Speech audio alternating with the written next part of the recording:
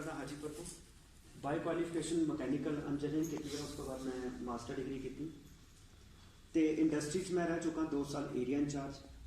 उस तो बाद मैं लैक्चरर रहा 1 साल पॉलीटैक्निक कॉलेज अटलगढ़। उस तो बाद फिर मैं 1 साल ITI प्रिंसीपल रह चुका, मतलब 4 साल पहला मैं जॉब की।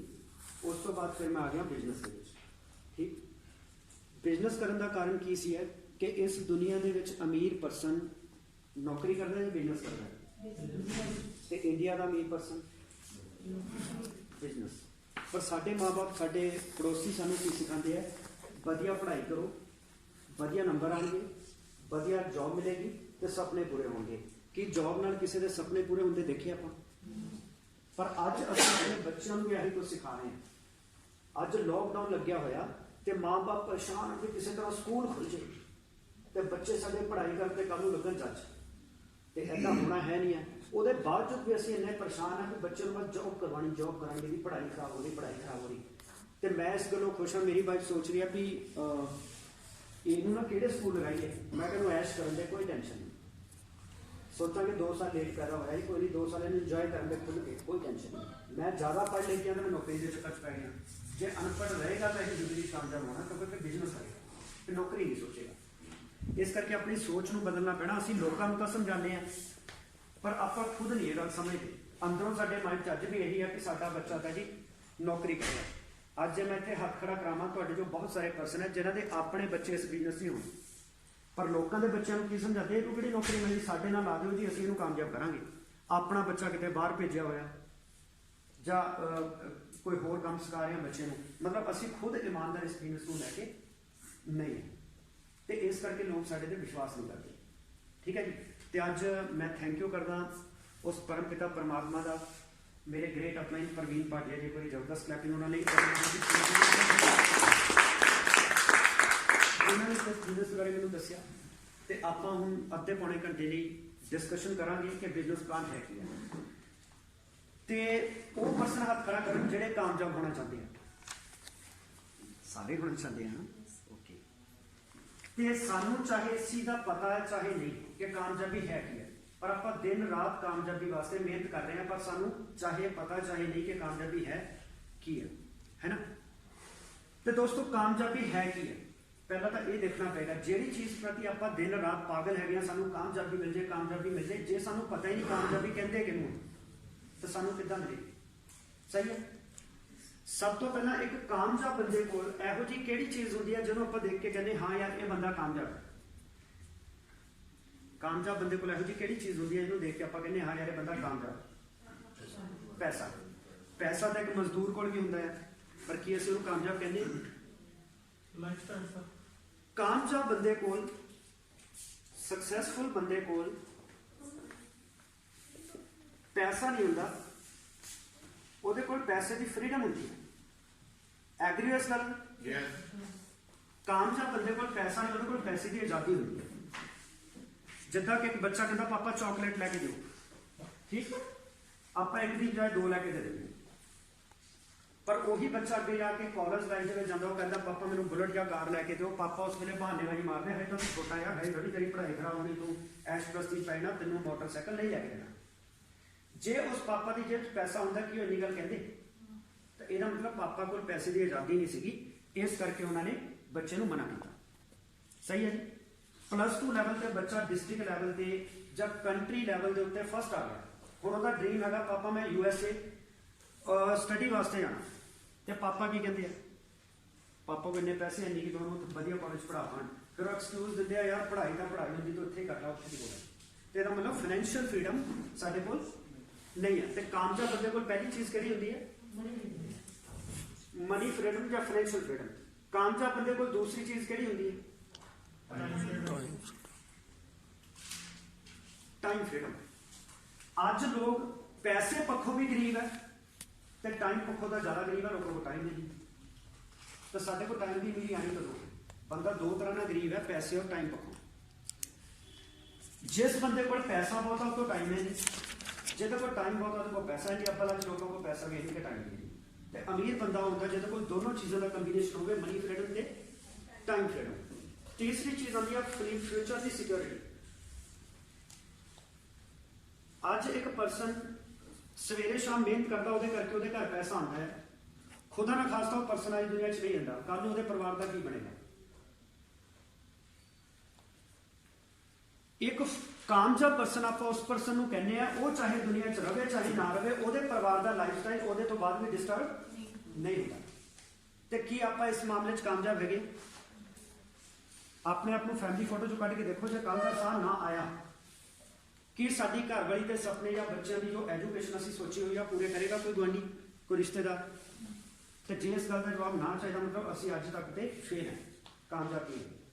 ਚੌਥੀ ਚੀਜ਼ ਕਾਮਯਾਬ ਬੰਦੇ ਕੋਲ ਹੁੰਦੀ ਹੈ ਰੈਕੋਗਨੀਸ਼ਨ, ਮਾਨ ਸਨਮਾਨ। ਮਾਨ ਸਨਮਾਨ ਕਿੱਦਾਂ ਦਾ? ਜੇ ਅਸੀਂ ਦੁਨੀਆ 'ਚ ਹੈਗੇ ਆ ਤਾਂ ਵੀ ਲੋਕਾਂ ਨੂੰ ਸਾਡੀ ਕਮੀ ਮਹਿਸੂਸ ਹੋਵੇ, ਜੇ ਅਸੀਂ ਦੁਨੀਆ 'ਚ ਨਹੀਂ ਹੈ ਤਾਂ ਵੀ ਲੋਕਾਂ ਨੂੰ ਸਾਡੀ ਕਮੀ ਮਹਿਸੂਸ ਹੋਵੇ, ਉਹਨੂੰ ਕਹਿੰਦੇ ਆ ਰੈਕੋਗਨੀਸ਼ਨ। ਇਹ ਨਹੀਂ ਹੈ ਕਿ ਲੋਕ ਮੈਨੂੰ ਸਲਾਮ ਕਰਦੇ ਆ, ਠੀਕ? ਅਸੀਂ ਜਦੋਂ ਦੁਨੀਆ 'ਚ ਨਹੀਂ ਰਹੇ, ਸਾਡੇ ਤੋਂ ਬਾਅਦ ਕਿੰਨੇ ਲੋਕ ਸਾਡੀ ਕਮੀ ਮਹਿਸੂਸ ਕਰਨਗੇ, ਉਹਨੂੰ ਕਹਿੰਦੇ ਆ ਰੈਕੋਗਨੀਸ਼ਨ। ਕੀ ਇਸ ਲੈਵਲ ਦੀ ਰੈਕੋਗਨੀਸ਼ਨ ਆਪਾਂ ਅੱਜ ਤੱਕ ਹਾਸਿਲ ਕਰ ਪਾਏ? ਨਹੀਂ ਕਰ ਪਾਏ। ਤਾਂ ਮਤਲਬ ਅਸੀਂ ਦੁਨੀਆ ਲਈ ਕੁਝ ਕਰ ਨਹੀਂ ਰਹੇ। ਇਸ ਦੁਨੀਆ 'ਚ ਬਹੁਤ ਸਾਰੇ ਬਿਜ਼ਨਸਮੈਨ ਪੈਦਾ ਹੋਏ ਸੀਗੇ ਜਿਹੜੇ ਕਿਸੇ ਯੁੱਗ ਦੇ ਬਿਜ਼ਨਸਮੈਨ ਸੀ, ਅੱਜ ਉਹਨਾਂ ਦਾ ਨਾਮ ਪਤਾ ਸਾਨੂੰ? ਕਿਸੇ ਪੁਰਾਣੇ ਬਿਜ਼ਨਸਮੈਨ ਦਾ 500 ਸਾਲ ਪਹਿਲਾਂ ਦਾ ਕੋਈ ਬਿਜ਼ਨਸਮੈਨ ਦੱਸੋ, ਕੋਈ 100 ਸਾਲ ਪਹਿਲਾਂ ਦਾ ਬਿਜ਼ਨਸਮੈਨ, ਕੋਈ 400 ਸਾਲ 1000 ਸਾਲ ਪਹਿਲਾਂ ਦਾ। ਪਰ ਕਿਸੇ ਮਹਾਂਪੁਰਸ਼ਾਂ ਦੇ ਨਾਮ ਦੱਸ ਸਕਦੇ ਹਾਂ ਜਿਹੜੇ ਅੱਜ ਤੋਂ 1000 ਸਾਲ 1500 ਸਾਲ ਪਹਿਲਾਂ ਪੈਦਾ ਹੋਏ, ਔਰ ਉਹ ਅੱਜ ਤੋਂ 15000 ਸਾਲ ਬਾਅਦ ਵੀ ਅਮਰ ਹੋਣੇ ਆ। ਕਾਰਨ ਕੀ? ਕਿਉਂਕਿ ਉਹਨਾਂ ਨੇ ਪੈਸੇ ਲਈ ਕੰਮ ਨਹੀਂ ਕੀਤਾ, ਉਹਨਾਂ ਨੇ ਕਾਹਦੇ ਲਈ ਕੰਮ ਕੀਤਾ? ਦੁਨੀਆ ਦਾ ਭਲਾ ਕਰਨ ਲਈ। ਤੇ ਸਾਡਾ ਮਾਨ ਸਨਮਾਨ ਉਦੋਂ ਹੋਏਗਾ ਜਦੋਂ ਅਸੀਂ ਦੁਨੀਆ ਲਈ ਕੁਝ ਕਰਾਂਗੇ। ਹਰ ਬੰਦਾ ਆਪਣੇ ਲਈ ਪੈਸਾ ਕਮਾਉਣ 'ਚ ਲੱਗਾ ਹੋਇਆ, ਤੇ ਰੈਕੋਗਨੀਸ਼ਨ ਚਾਹੀਦੀ ਹੈ। ਔਰ ਕਾਮਯਾਬ ਬੰਦੇ ਕੋਲ ਇੱਕ ਰੈਕੋਗਨੀਸ਼ਨ ਹੁੰਦੀ ਹੈ। ਇਸ ਤੋਂ ਬਾਅਦ ਆਉਂਦਾ ਹੈ ਰਿਟਾਇਰਮੈਂਟ। ਆਪਾਂ ਚਾਹੁੰਦੇ ਹਾਂ ਕਿ 5-7 ਸਾਲ ਮਿਹਨਤ ਕਰੀਏ, ਉਸ ਤੋਂ ਬਾਅਦ ਸਾਨੂੰ ਜ਼ਿੰਦਗੀ 'ਚ ਪੈਸੇ ਲਈ ਕੰਮ ਕਰਨ ਦੀ ਲੋੜ ਨਾ ਹੋਵੇ, ਠੀਕ ਹੈ? ਇੱਕ ਕਾਮਯਾਬ ਬੰਦਾ ਉਹ ਪਰਸਨ ਹੁੰਦਾ ਹੈ ਜਿਹੜਾ ਜ਼ਿੰਦਗੀ ਦੇ ਕੁਝ ਸਾਲ ਕੰਮ ਕਰਨ ਤੋਂ ਬਾਅਦ ਫਿਰ ਉਹਨੂੰ ਪੂਰੀ ਜ਼ਿੰਦਗੀ ਕੱਢੀ ਪੈਸੇ ਲਈ ਸੋਚਣ ਦੀ ਲੋੜ ਨਹੀਂ। ਰਿਟਾਇਰਮੈਂਟ ਸਹੀ ਹੈ ਜੀ। ਹੁਣ ਕਿਹੜੇ ਪਰਸਨ ਹੈ ਜਿਹੜੇ ਇਹ ਸਾਰੀਆਂ ਚੀਜ਼ਾਂ ਦਾ ਕੰਬੀਨੇਸ਼ਨ ਲੈਣਾ ਚਾਹੁੰਦੇ ਆ, ਸਕਸੈਸਫੁਲ ਹੋਣਾ ਚਾਹੁੰਦੇ ਆ? ਔਰ ਇਹ ਚੀਜ਼ਾਂ ਲੈਣ ਦਾ ਕੋਈ ਰਸਤਾ ਹੈ? ਕਿੱਦਾਂ ਆ ਸਕਦੀਆਂ ਦੋ ਚੀਜ਼ਾਂ? ਜਦੋਂ ਇੱਕ ਸਟੂਡੈਂਟ ਆਪਣੀ ਸਟੱਡੀ ਕੰਪਲੀਟ ਕਰਦਾ ਹੈ ਤੇ ਉਹਦੇ ਕੋਲ ਕਿਹੜੇ ਦੋ ਆਪਸ਼ਨ ਹੁੰਦੇ ਆ? ਜਾਂ ਤਾਂ ਕਰੇਗਾ ਜੌਬ, ਜਾਂ ਉਹ ਕਰੇਗਾ ਬਿਜ਼ਨਸ। ਏਦਾਂ ਹੀ ਤੇ ਜੌਬ ਦੇ ਵਿੱਚ ਆਪਾਂ ਦੇਖ ਲਿਆ ਕਿ ਪਹਿਲਾਂ ਲੋਕ ਇਸ ਕਰਕੇ ਜੌਬ ਕਰਦੇ ਸੀ ਕਿ 60 ਸਾਲ ਦੀ ਉਮਰ ਤੋਂ ਬਾਅਦ ਜਦੋਂ ਸਾਡਾ ਸਰੀਰ ਅਸਮਰਥ ਹੋਏ ਨਾ, ਸਾਨੂੰ ਕਿਸੇ ਨੇ ਵੀ ਪੈਸਾ ਨਹੀਂ ਦੇਣਾ, ਉਦੋਂ ਸਾਨੂੰ ਗਵਰਨਮੈਂਟ ਦੇ ਤਹਿਤ ਪੈਸਾ ਦੇਗੀ, ਤਾਂ ਸਾਨੂੰ ਸਮਝ ਆਉਂਦੀ ਕਿ ਆਪਾਂ ਜੌਬ ਕਰਦੇ ਸੀਗੇ। ਅੱਜ ਤਾਂ ਉਹ ਚੀਜ਼ ਹੈ ਹੀ ਨਹੀਂ ਰਹੀ। ਨੌਕਰੀ ਵੀ ਹੈ ਨਹੀਂ ਗੀ, ਤੇ ਜੋ ਨੌਕਰੀ ਮਿਲਦੀ ਵੀ ਹੈ ਉਹ 'ਚ ਪੈਨਸ਼ਨ ਨਹੀਂ ਮਿਲਦੀ, ਤੇ ਬੰਦਾ 60 ਸਾਲ ਦੀ ਉਮਰ ਤੋਂ ਬਾਅਦ ਰਿਟਾਇਰ ਹੋ ਕੇ ਕੀ ਕਰੇਗਾ? ਕਿੱਥੋਂ ਪੈਸਾ ਆਏਗਾ? ਤਾਂ ਜੌਬ ਦਾ ਆਪਸ਼ਨ ਅੱਜ ਵੈਸੇ ਖਤਮ ਹੋ ਗਿਆ। ਰਹਿ ਗਈ ਗੱਲ ਬਿਜ਼ਨਸ ਦੀ। ਜਦੋਂ ਅਸੀਂ ਕੋਈ ਬਿਜ਼ਨਸ ਕਰਨਾ ਹੋਵੇ ਤੇ ਉਹਦੇ ਲਈ ਸਭ ਤੋਂ ਪਹਿਲਾਂ ਕਿਹੜੀ ਚੀਜ਼ ਚਾਹੀਦੀ ਹੈ? ਇਨਵੈਸਟਮੈਂਟ। ਇਨਵੈਸਟਮੈਂਟ ਲਗਾਤੀ ਆਪਾਂ 100%। ਕਿਸੇ ਕੋਲ ਪੈਸਾ ਹੋ ਸਕਦਾ, ਕਿਸੇ ਕੋਲ ਨਹੀਂ। ਮੰਨ ਲਓ ਅਸੀਂ ਕਿਤੇ ਨਾ ਕਿਤੇ ਪੈਸਾ ਅਰੇਂਜ ਕੀਤਾ, ਘਰ ਗਿਰਵੀ ਰੱਖਤਾ, ਤੇ ਪੈਸੇ ਨਾਲ ਆਪਾਂ ਬਿਜ਼ਨਸ ਸ਼ੁਰੂ ਕਰ ਲਿਆ। ਗਰੰਟੀ ਹੈ ਬਿਜ਼ਨਸ ਚੱਲੇਗਾ? ਰਿਸਕ ਕਿੰਨਾ ਹੈ? ਇਹ 100%। ਪਹਿਲੀ ਤਾਂ ਗੱਲ ਇਨਵੈਸਟਮੈਂਟ ਹੈ ਨਹੀਂ, ਦੂਸਰਾ ਰਿਸਕ ਉਠਾਉਣ ਦੀ ਕੈਪੈਸਿਟੀ ਨਹੀਂ ਹੈ ਕਿ ਜੇ ਬਿਜ਼ਨਸ ਨਾ ਚੱਲੇ ਤੇ ਫਿਰ। ਇਸ ਕਰਕੇ ਲੋਕ ਆਪਣੇ ਸੁਪਨਿਆਂ ਨੂੰ ਮਾਰ ਕੇ ਜ਼ਰੂਰਤਾਂ ਦੇ ਹਿਸਾਬ ਨਾਲ ਛੋਟੀ ਮੋਟੀ ਨੌਕਰੀ ਕਰਨਾ ਸ਼ੁਰੂ ਕਰ ਦਿੰਦੇ, ਕਿਉਂਕਿ ਉਹਨਾਂ 'ਚ ਰਿਸਕ ਟੇਕਿੰਗ ਐਬਿਲਿਟੀ ਨਹੀਂ ਹੈ। ਮੰਨ ਲਓ ਰਿਸਕ ਵੀ ਲੈ ਲਿਆ, ਇਨਵੈਸਟਮੈਂਟ ਵੀ ਲਗਾਤੀ, ਇਸ ਤੋਂ ਹੋਰ ਪ੍ਰੋਬਲਮ ਕੀ ਆਉਂਦੀ? ਬਿਜ਼ਨਸ ਐਕਸਪੀਰੀਅੰਸ ਚਾਹੀਦਾ ਕਿ ਨਹੀਂ? ਤੇ ਬਿਨਾਂ ਐਕਸਪੀਰੀਅੰਸ ਤੋਂ ਲੋਕਾਂ ਦੇ ਬਿਜ਼ਨਸ ਚੱਲ ਨਹੀਂ ਪਾਉਂਦੇ। ਉਸ ਤੋਂ ਬਾਅਦ ਕੰਪੀਟੀਸ਼ਨ। ਤੁਸੀਂ ਬੜੀ ਮਿਹਨਤ ਕੀਤੀ, ਕੰਮ ਬਹੁਤ ਵਧੀਆ ਚੱਲ ਪਿਆ, ਕੱਲ ਨੂੰ ਕਿਸੇ ਨੇ ਤੁਸੀਂ ਕਰੋੜ ਰੁਪਇਆ ਲਗਾਇਆ, ਉਹ 10 ਕਰੋੜ ਲਗਾਤਾ ਉਹਨੇ ਸਾਹਮਣੇ, ਕੋਈ ਫਰਕ ਪਏਗਾ? ਤੇ ਕੰਪੀਟੀਸ਼ਨ ਹੋ ਗਿਆ। ਇੱਥੇ ਏਰੀਆ ਲਿਮਟਡ ਹੈ, ਤਾਂ ਲਿਮਟਡ ਉਹ ਏਰੀਆ 'ਚ ਦਿੱਲੀ, ਕਲਕੱਤੇ, ਬੰਬੇ ਦਾ ਗਾਹਕ ਆਏਗਾ ਤਾਂ ਇੰਨਾ ਪੈਸਾ ਲਗਾ ਕੇ ਹੀ ਲੋਕਲ ਬੈਠੇ ਹੋਏ। ਇਸ ਤੋਂ ਬਾਅਦ ਇੱਥੇ ਟਾਈਮ ਬਾਉਂਡ ਹੈ ਕਿ ਫ੍ਰੀ ਹੈ? ਸਾਰਾ ਦਿਨ ਦੁਕਾਨ ਤੇ ਗਾਹਕ ਆਵੇ ਨਾ ਆਵੇ, ਤੁਹਾਨੂੰ ਬੈਠਣਾ ਪੈਣਾ। ਤੇ ਟਾਈਮ ਬਾਉਂਡ ਕਦੀ ਟਾਈਮ ਫਰੀडम ਆਣੀ ਨਹੀਂ। ਜਿਹੜੀ ਆਪਾਂ ਟਾਈਮ ਫਰੀडम ਦੀ ਗੱਲ ਕੀਤੀ, ਕੀ ਇਹ ਬਿਜ਼ਨਸ ਫਾਈਨੈਂਸ਼ੀਅਲ ਫਰੀडम ਦੇਗਾ? ਔਰ ਇੱਥੇ ਟੈਨਸ਼ਨ ਹੈ ਜਾਂ ਨਹੀਂ? ਕੋਰੋਨਾ ਕਾਲ 'ਚ ਪੂਰਾ ਬੰਦ ਹੋ ਗਿਆ ਟੈਨਸ਼ਨ। ਅੱਜ ਮੈਂ ਤੁਹਾਡੇ ਨਾਲ ਉਹ ਬਿਜ਼ਨਸ ਬਾਰੇ ਡਿਸਕਸ਼ਨ ਕਰ ਰਿਹਾ ਜਿਸ ਬਿਜ਼ਨਸ ਦੇ ਵਿੱਚ ਇਨਵੈਸਟਮੈਂਟ ਜ਼ੀਰੋ ਤੇ ਰਿਸਕ ਕਿੰਨਾ ਹੋਏਗਾ? ਜ਼ੀਰੋ। एक्सपीरियंस की लोड़ नहीं, क्योंकि एक्सपीरियंस टीम तुहानू कामयाब करने लिए बैठी हुई है। कंपीटिशन कोई नहीं, इस बिजनेस को लोकल मार्केट की जाए वर्ल्ड वाइड फैला सकते हो। कि तुम यहो जिहा बिजनेस सुनने लिए तैयार हो? इदा नहीं यस ना नहीं मैं दसना कि वाकई एग्री हो, एक्साइटेड हो, यस और नो? ओके। बिजनेस की है, बिजनेस साडा है हेल्थ एंड वेल्थ। हेल्थ और वेल्थ हर बंदा चाहता है। हेल्थ की जो गल करिए, day by day sari health ठीक हो रही है खराब हो रही? खराब होगी। क्यों खराब होगी? क्योंकि हवा भी पोल्यूटेड, पानी और फूड, खेतों यूरिया डाया, कीटनाशक पाए जा रहे हैं। साडा लाइफ स्टाइल कितना है? रात को लेट सोने, सवेरे लेट उठते हैं, तो कसरत वगैरह नाम की कोई चीज़ नहीं है, सैर वगैरह नाम की कोई चीज़ नहीं। लाइफ स्टाइल खराब है, इस करके सेहत भी खराब हो रही है। उस तो बाद असीं ready to eat junk food खाना पसंद करते हैं। ਇਹਦੇ ਨਾਲ ਹੁੰਦਾ ਕੀ ਆ, ਸਾਡੀ ਬੋਡੀ ਦੇ ਵਿੱਚ ਜੋ ਇੱਕ ਸੈੱਲ ਨੂੰ ਨਿਊਟ੍ਰੀਸ਼ਨ ਚਾਹੀਦਾ, ਠੀਕ, ਉਹ ਮਿਲ ਨਹੀਂ ਪਾਉਂਦਾ, ਜਿਹਦੇ ਕਰਕੇ ਸਾਡੀ ਬੋਡੀ ਕੀ ਹੁੰਦੀ ਹੈ? ਕਮਜ਼ੋਰ। ਤੇ ਜੇ ਸਾਡੇ ਸੈੱਲ ਨੂੰ ਨੋਰਿਸ਼ਮੈਂਟ ਸਹੀ ਮਿਲਣੀ ਸ਼ੁਰੂ ਹੋ ਜਾਏ ਤਾਂ ਸਾਡਾ ਸਰੀਰ ਬਿਮਾਰੀ ਨੂੰ ਖੁਦ ਠੀਕ ਕਰਦਾ ਹੈ। ਸਹੀ ਹੈ ਜੀ? ਅੱਜ ਸਾਨੂੰ ਉਹ ਚੀਜ਼ਾਂ ਨਹੀਂ ਮਿਲ ਪਾ ਰਹੀਆਂ, ਜਾਂ ਸਾਨੂੰ ਉਹ ਕੈਮੀਕਲ ਬਾਜ਼ਾਰ ਚੋਂ ਮਿਲ ਰਿਹਾ ਹੈ ਜਿਹੜਾ ਕੈਮੀਕਲ ਸਾਡੇ ਅੰਦਰ ਜਾ ਕੇ ਸਾਡੀ ਸਿਹਤ ਦਾ ਨੁਕਸਾਨ ਕਰ ਰਿਹਾ। ਦੂਸਰੀ ਸਮੱਸਿਆ ਵੱਧ ਰਹੀ ਹੈ ਪੈਲਸ ਦੀ, पैसे की। ਹੁਣ पैसे की गल की जाए तो 1940 परिवार का गुजारा होता सीगा 1 रुपए का। एग्री इस गल? ये महंगाई का एक सर्वे है, 1960 के विच गुजारा होने लग गया 10 रुपए का। मतलब 20 साल बाद सरकार एक सर्वे करवाती है कि 20 साल च महंगाई कितनी वधी ते असीं एक मुलाजम की तनख्वाह कितनी बढ़ानी। तो सर्वे कहता है कि हर 20 साल बाद 1 0 बढ़ती है, 10 गुना महंगाई बढ़ जाती। इस हिसाब के 1960 च सानू कितने पैसे चाहिए? 1980 100 रुपये का गुजारा होता है। तो सन 2000 के 1000 ना हूँ आ चुका 2020। सॉरी इतने 10 से इतने 100 हैं 10,000। तो 2020 सानू कितने पैसे चाहिए? 1 लाख रुपया मंथली। अज तो 20 साल बाद साडे बच्चों कितने पैसे की लोड़ है? ਜਾਂ ਉਦੋਂ ਸਾਡੇ ਸ਼ਰੀਰ ਦੀ ਕੈਪੇबिलिटी ਅੱਜ ਤੋਂ 20 ਸਾਲ ਬਾਅਦ ਘਟੀ ਹੈ, ਬਿਮਾਰੀਆਂ ਵੱਧ ਰਹੀਆਂ, ਮੈਡੀਕਲ ਖਰਚੇ ਵਧਣੇ ਆ, ਉਸ ਟਾਈਮ ਤੇ ਸਾਨੂੰ ਕਿੰਨੇ ਪੈਸੇ ਚਾਹੀਦੇ? ਮੇਰਾ ਤੁਹਾਨੂੰ ਇਹ ਸਵਾਲ ਹੈ ਕਿ ਤੁਸੀਂ ਇਸ ਟਾਈਮ 1 ਲੱਖ ਰੁਪਇਆ ਮੰਥਲੀ ਕਮਾ ਰਹੇ ਹੋ? ਜੇ ਤਾਂ ਤੁਸੀਂ 1 ਲੱਖ ਮੰਥਲੀ ਕਮਾ ਰਹੇ ਹੋ, ਫਿਰ ਤੁਹਾਨੂੰ ਇਹ ਬਿਜ਼ਨਸ ਨੂੰ ਧਿਆਨ ਨਾਲ ਸੁਣਨ ਦੀ ਕੋਈ ਲੋੜ ਨਹੀਂ, ਟੈਨਸ਼ਨ ਫ੍ਰੀ ਇਹਨੂੰ ਕਰਨ ਦੀ ਕੋਈ ਲੋੜ ਨਹੀਂ। ਜੇ ਤੁਹਾਡੇ ਕੋਲ 1 ਲੱਖ ਰੁਪਇਆ ਕਮਾਉਣ ਦਾ ਹੋਰ ਕੋਈ ਰਸਤਾ ਨਹੀਂ ਹੈ, ਫਿਰ ਇਹ ਬਿਜ਼ਨਸ ਭਾਵੇਂ ਤੁਹਾਨੂੰ ਚੰਗਾ ਲੱਗੇ चाहे ना लगे, ये करना ही पैना। कहते बैगर्स कांट बी चूजर्स। साढ़े घर एक भिखारी आया, कहता बाबू जी रोटी दो। हूँ ताज़ी रोटी तो बनाई नहीं है। मैं उन्होंने कहा कि यार रात की रोटी पई है खा ले। कहता नहीं जी मैं तो ताज़ी रोटी खाना है। तो मैं कहना खसम बाहर ये भी नहीं मिलती। Beggars can't be choosers. जे तो साढ़े को 1 लाख रुपया मंथली कमाने का रस्ता है, फिर सानू इस काम की कोई लोड़ नहीं। जे साढ़े को विदाउट इन्वेस्टमेंट या इन्वेस्टमेंट लगा के भी 1 लाख कमाने का रस्ता नहीं है, फिर करना ही पैना है, भावें चंगा लगे तो चाहे चंगा ना लगे। हुण अज तो 10-20 साल बाद जे तो तुहाडे बच्चों को इदां दा रस्ता होएगा 10 लाख महीना कमाने, फिर भी यही कोई लोड़ नहीं। तो जे अज तो 20 साल बाद लगता 10 लाख मंथली नहीं आएगा, फिर ये करना पैना। और दूसरा सवाल, तुहाडे जो कुछ और पर्सन भी होने जिहड़े 1 लाख मंथली कमा रहे हैं, मेरा तुहानू दूजा सवाल यह है कि अपने आप को फैमिली फोटो चो कढो कि तुहाडे तो बाद भी 1 लाख रुपया आंदा रहेगा। जो उस गल का जवाब ना है, फिर ये बिजनेस करना पड़ेगा। ठीक है जी? हुण आपां देखते हैं बिजनेस है कि आपां की करना है हेल्थ और वेल्थ लैंड वास्ते। सारे जने सवेर तो शाम तक जो आप उठते हैं, साडा रूटीन की हुंदा है? सब तो पहले आप सवेरे की करते हैं? उठते सार ब्रश, ਉਹਦੇ ਲਈ ਸਾਨੂੰ ਕੀ ਚਾਹੀਦਾ ਨਾਲ? ਪੇਸਟ। ਉਸ ਤੋਂ ਬਾਅਦ ਫਿਰ ਆਪਾਂ ਕੀ ਕਰਦੇ ਹਾਂ? ਚਾਹ ਪੀਂਦੇ ਹਾਂ ਨਾ, ਜਾਂ ਆਪਾਂ ਕੌਫੀ ਪੀਂਦੇ ਹਾਂ। ਉਸ ਤੋਂ ਬਾਅਦ हैंड वॉश चाहिए, बाथरूम गए आप हाथ साफ कर ली, मुँह धोने लिए फेस वॉश चाहिए, नहाने लिए की चाहिए? साबन, सिर ते लगा ली, शैम्पू, हेयर ऑयल।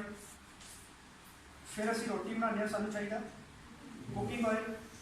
उस तो बाद सानू भांडे धोने लिए डिश वॉश चाहिए, कपड़े धोने आप इस्तेमाल करते हैं सर्फ। फिर असी सोचते घर की सफाई कर लीए, वो वास्ते सानू चाहिए floor cleaner. Toilet cleaner, glass cleaner, बच्चे लिए प्रोटीन पाउडर, कोई lipstick, nail polish, powder, perfume, deodorant, creams वगैरह, मतलब इदा का सवेर तो शाम तक आप कोई ना कोई चीज़ा इस्तेमाल कर ही आ रहे हैं। सही है। ये चीज़ा असीं कित्थों लैंदे? मार्केट कोई ना कोई ये दुकान है जिथों आप समान ले रहे हैं, कि सानू उस दुकान तो कोई डिस्काउंट मिलता है, कोई कैशबैक, साढ़े अकाउंट में पैसा वापस आता होगा, कोई एक्स्ट्रा समान, कोई पक्के गाहक होने का फायदा मिले होगा, पक्का बिल मिले होगा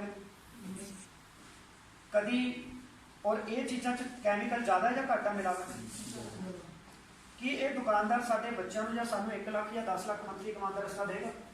नहीं, इतने पैसा कमाने का कोई रस्ता सानू नहीं मिलेगा। असी की करना है, अपनी पुरानी दुकान को छड्ड के एक नवी दुकान तो समान लेना ले सकते हैं। वो समान आप क्यों लेना है? सब तो पहला तो इतने डिस्काउंट मिलेगा 10 तो 20%, मतलब कोई 100 रुपए की चीज़ तो 80 या 90 रुपए की मिलेगी। ये कितना रहेगा? वधिया या बहुत वधिया? कैशबैक मिलेगा 5%, जो बढ़ के चला जाएगा 11% तक। तो साढ़े इतने किहड़े पर्सन है 11% कैशबैक ले रहे हैं? काफ़ी पर्सन है, मतलब जिन्होंने 5% तो शुरू किया ही 11% से पहुंच चुके हैं, जबकि पहला 20-25 साल तो कोई कैशबैक नहीं मिला। सही है जी। एक्स्ट्रा समान 10% तक मिलेगा, जो भी कंपनी की ट्रेडिंग स्कीम हुई। कंसिस्टेंसी पक्के का होने का यह फायदा है कि जे तुसी लगातार 4 महीने समान लेंदे हो, 5वें महीने तुहानू समान बिल्कुल फ्री मिलता है। किन्ने का? तुसी 3000 तो ज़्यादा का समान 4 महीने लगातार लेना, 5वें महीने 2500 का समान बिल्कुल फ्री मिलता है। एक्चुअल ये 2500 एक डिस्काउंट प्राइस है, यदा MRP जो 3000 तो ज़्यादा है। इस तो बाद बिल मिलेगा पक्का, कैमिकल तो मिलावट ये नहीं है, क्योंकि जो कोई चीज़ पक्के बिल से मिलती है तो डुप्लीकेट होती है, ओरिजिनल होती है, ओरिजिनल होती है। इस करके ये कैमिकल और मिलावट का कोई चांस नहीं है। ऑर्गैनिक प्रोडक्ट है, साडी सेहत को ठीक रखणगे, प्लस इत्थे सानू मिलता पैसा कमाने का रस्ता। जो चीज़ां सानू अज तक ना इत्थे मिलियां सीगियां ना मिलियां, एक दुकान बदलण नाल सारियां चीज़ां आ जाण ते की सानू दुकान बदलनी चाहिए? ओके, एक बार जबरदस्त ताकि होनी चाहिए।